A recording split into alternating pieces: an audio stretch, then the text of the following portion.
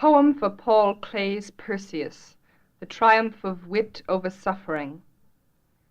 Head alone shows you in the prodigious act of digesting what centuries alone digest, the mammoth lumbering statuary of sorrow, indissoluble enough to riddle the guts of a whale with holes and bleed him white into salt seas.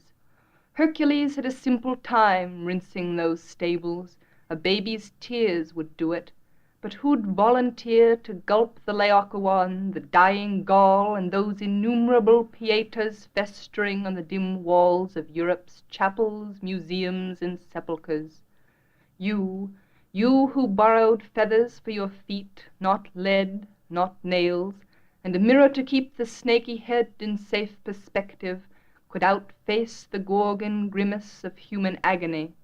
A look to numb limbs, not a basilisk blink nor a double whammy, but all the accumulated last grunts, groans, cries, and heroic couplets, concluding the million enacted tragedies on these blood-soaked boards, and every private twinge a hissing asp to petrify your eyes, and every village catastrophe a writhing length of cobra, and the decline of empires the thick coil of a vast anaconda.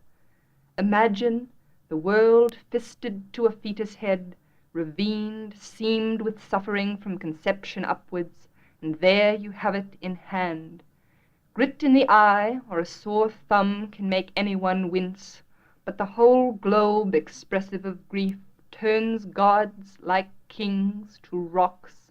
Those rocks, cleft and worn, themselves then grow ponderous, and extend despair on earth's dark face. So might rigor mortis come to stiffen all creation, were it not for a bigger belly still than swallow's joy.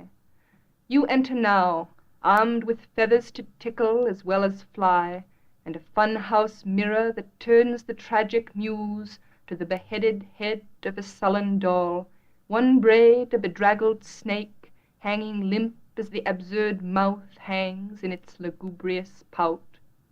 Where are the classic limbs of stubborn Antigone, the red royal robes of Phaedra, the tear-dazzled sorrows of Malfi's gentle duchess?